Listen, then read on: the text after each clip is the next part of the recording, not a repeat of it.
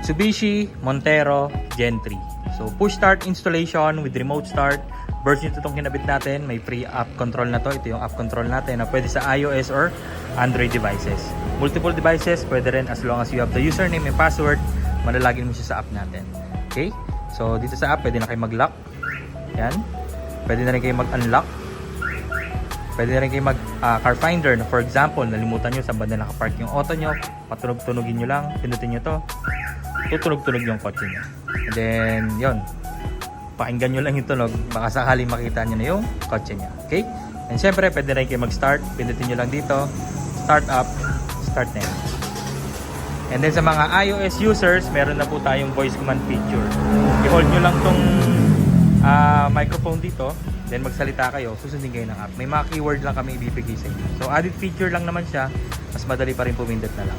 Pwede rin kayo magpatay dito. Lagay nyo lang yung password to confirm. Okay? Then pakita ko yung button natin sa loob. Yung kinabit natin. Pag lumapit kayo dyan, automatic mag-unlock na yung kotse nyo. Yeah.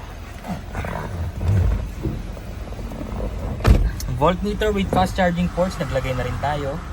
Yan, then ito yung button natin, dyan natin nilagay sa abang. And then yung dating susian, nakatakip na. Okay? Reversible po yung process of installation, meaning pwede nyo pa rin pong ibalik sa dati. For example, nagsawa na kayo, I doubt magsasawa kayo, pwede nyo pa rin siyang ibalik sa dati, which is yung susian nyo. Okay?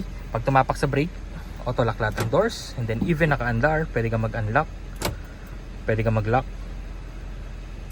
sa mobile app or sa key fob. So kung kagandahan yan, if ever may bibiling ka lang saglit sa labas ng kotse mo, may kakausapin ka saglit, kahit iwan mo na naka-under kotse mo, ilock mo sa labas, magagawa mo. Kasi sa stock system po, hindi pwede yun. Kailangan nyo pa pong patayin yung makina nyo para ma-ilock nyo siya from the outside. Okay? Kasi ito yung voltmeter natin, fast charging ports na rin yan, and at the same time, mariread nyo na yung battery, car battery life nyo kung healthy pa. So pag aksidente na yung napindot yung button, hindi po mamamatay ang kotse. Okay?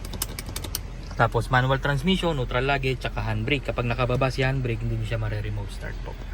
Okay? Tapos kapag nakarating ka na sa location mo, gusto mong patayin, apakan mo lang yung brake, isang pindot, patay na yan. And then automatic unlock lahat ng doors. Okay? Then ito yung button natin kapag nakapatay, kulay black siya. Without stepping sa brake, unang pindot, accessories. Pangalawa, on, bubukas yung cluster, pwede nyo lang itaas or ibaba yung bintana nyo nang hindi naka-start yung kotse. Pangatlo, patay. Pag gustong start, apak sa brake, isang pindot, start na agad yung makina. Alright, so napakadali lang niya gamitin. Then ito yung key fob na kasama, 2 pieces. Yan. Alright, so yun lang naman guys, 2 years warranty, guaranteed clean wirings, quality installation, with free mobile application, this months, and then nakapromo nga po pala tayo, paubos na yung stocks ko, unahan na lang po tayo. Alright, maraming salamat.